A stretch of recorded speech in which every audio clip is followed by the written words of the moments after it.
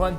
Bien, aquí estamos nuevamente. Ah, bueno, siempre. Mira, ya hablamos sobre dependencias de cliente, necesidad, hablamos un poco de nuestra estrategia también, pero ahora Claro. la parte más importante que es la conclusión de todo eso, que es cómo funciona nuestra tecnología de verdad, cómo actúa, ¿no? Esa parte que creo que todos están ansiosos de conocer. Sí, creo que tenemos que entender qué significa una arquitectura, ¿no? De la que tanto hablamos y cómo encajan distintas piezas. Porque al fin del día no dejamos de tener múltiples tecnologías que forman parte de una estrategia.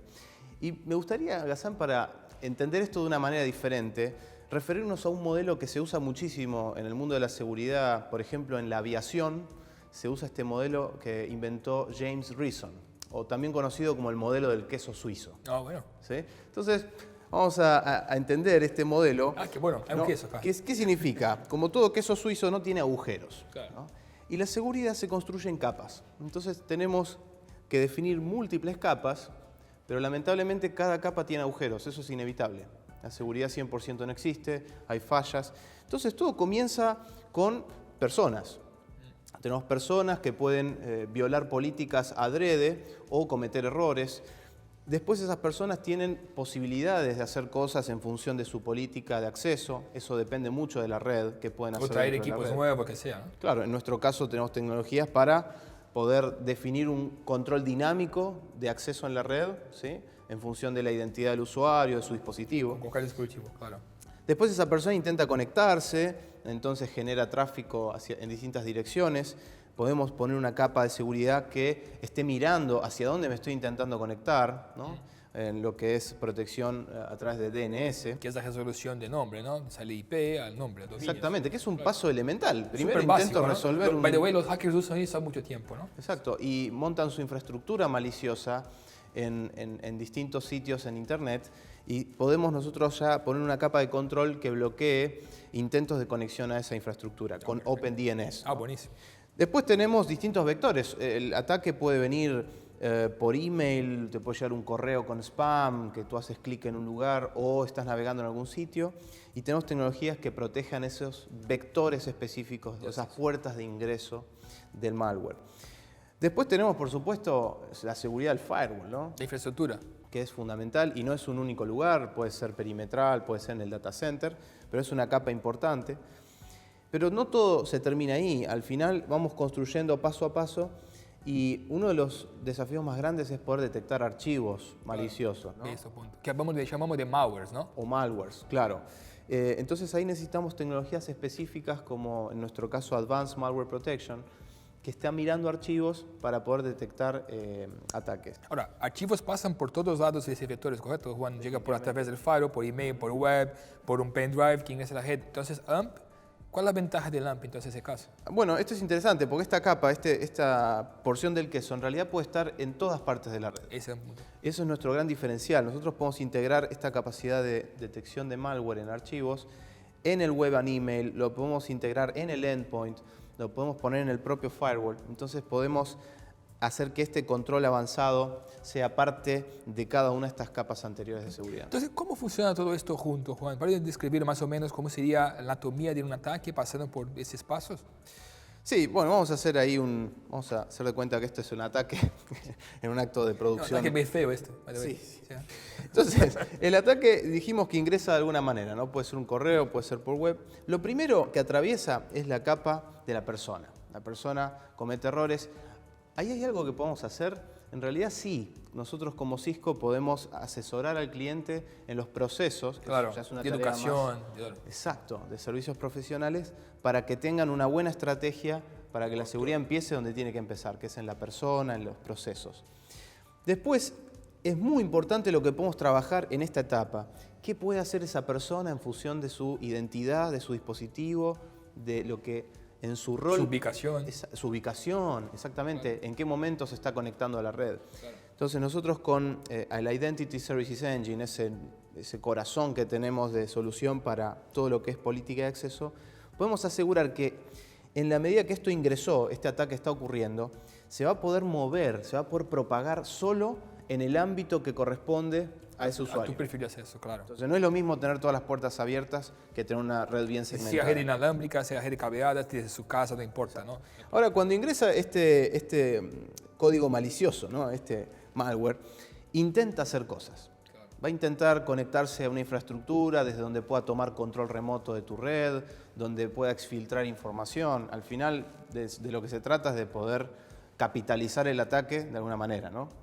Claro. Entonces nosotros tenemos una capacidad de bloquear esos intentos mirando a qué lugares está intentando conectar. Ok. ¿A qué dominios? ¿A qué sitios? ¿No? ¿A qué dominios? Y esto es algo que todos los clientes esencialmente pueden necesitar y a todos les va a hacer sentido, porque inclusive esto ni siquiera requiere de hardware, es una solución, digamos, as a service, ¿no? Es un cloud basado service, en la claro. nube. Dijimos que dependiendo de cómo intenta ingresar esto, podemos tener capas adicionales que controlan web and email. ¿Sí? Muy importante filtrar el spam. Hoy por hoy el email sigue siendo la razón número 1 de ataques, Claro. o la causa más común. Por supuesto que los clientes están preocupados por su seguridad perimetral. Esto sigue siendo una oportunidad y tal vez una de las más importantes que tenemos, Claro. de renovación de base instalada de firewalls. Entonces, mucho podemos enfocarnos ahí y agregar capacidades en este Next Generation Firewall, como se le denomina ahora. Y que incluso él trabaja con los procesos y trabaja con el equipo, con las soluciones de policy, porque el firewall hoy sabe quién es el usuario que ingresa, cuál es el user que ingresa y genera reglas con base en el usuario. Eso es lo que lo convierte en un Next Generation. Esto es verdad, eso es de verdad. No existe Next Generation Firewall que no conozca user. Que por eso decir que no existe un firewall de nueva generación que no tenga integración con nuestra solución de ICE. Ese es un punto, ¿no? Porque hay que conocer el usuario, hay que conocer quién ingresa, ¿no? Ese es un punto importante. Entonces ahí hay mucho que podemos hacer, actualizar, mejorar la seguridad perimetral y AMP. AMP finalmente es lo que nos va a permitir sobre los archivos, que es la forma en la que vienen disfrazados los ataques, bloquear más del 99% de los intentos. Y archivos, estoy hablando de archivos Word, PowerPoint, archivos cualquiera, ¿no? De todo tipo. Y yo escuché que hacen una cosa llamada sandboxing. ¿Qué es esto?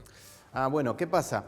Hay un 99% de casos en que podemos identificar esto como un ataque, ¿no? Basado en reputación, hablamos hace un rato de Talos, ahí sabemos muchas cosas, lo que le está pasando a un cliente en Europa, en Asia, en Estados Unidos o en Latinoamérica. Ahora, si no podemos identificar esto como malware, que puede pasar, va a ocurrir, necesitamos poder analizar si ese archivo tiene algún comportamiento sospechoso. Okay. Y ahí entran tecnologías como sandboxing, que también tenemos, y podemos poner a este archivo en un entorno de simulación donde vemos si hace algo malo. Pero ¿qué pasa? Ahí ya esto ocurrió. Este ya llegó a su objetivo, ¿no? Atravesó, se instaló y tal vez se está propagando en la red. Por eso cuando hablábamos de la red como sensor, también nos va a permitir, aún sin saber que esto es un ataque, ver qué está ocurriendo en la red.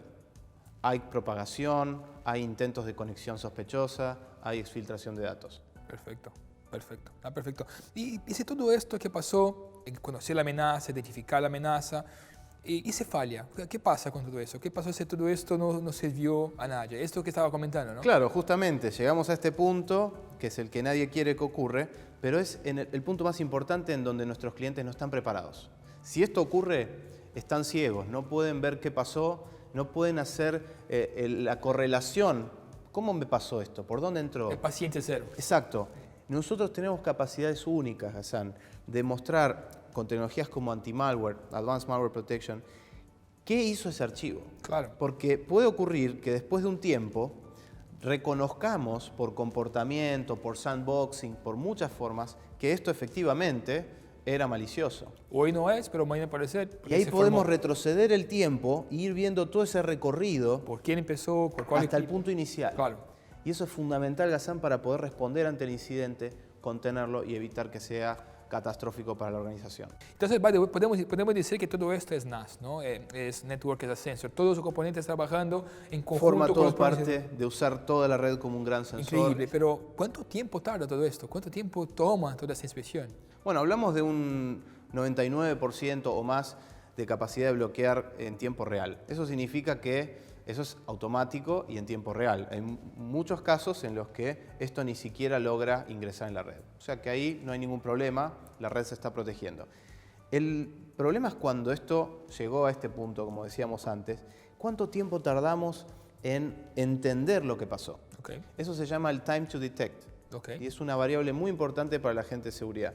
Nosotros desde Cisco, con toda esta arquitectura, podemos reducir ese tiempo de detección al mínimo de la industria. Nosotros estamos con un benchmark de unas 17 horas. Perfecto. Un número que hay que saber entender, Claro. puede ser confuso, pero es importante que sepamos que eso es muy bueno, poder en 17 horas, ¿sí? Que sería un peor caso, entender qué pasó, correlacionarlo y responder a Ese es un tiempo. punto bueno. Hay amenazas hoy que están en la red por años, por meses y nadie lo entiende, nadie conoce. Ese es el punto importante. Cuando hablamos de 17 horas, hay que entender bien lo que significa 17 horas. En promedio en el mundo, las empresas tardan más de 200 días en saber qué les pasó algo. Es el punto, es el punto. Entonces nada, Juan, creo que es esto. Creo que esto es un portafolio completo. Vale comentar, creo, en mi opinión, que todo esto acá es en equipos, o puede ser también ahora el nuevo modelo de negocio llamado SaaS, ¿no? Security as a Services.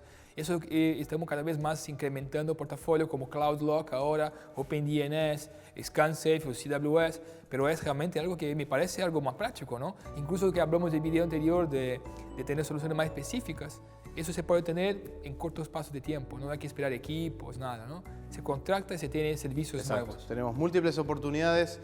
No es tan complejo como parece, ¿sí? La seguridad se construye en capas y hay muchas cosas que podemos hacer para proteger a las organizaciones. Perfecto. Muchas gracias, Juan. Gracias a ti.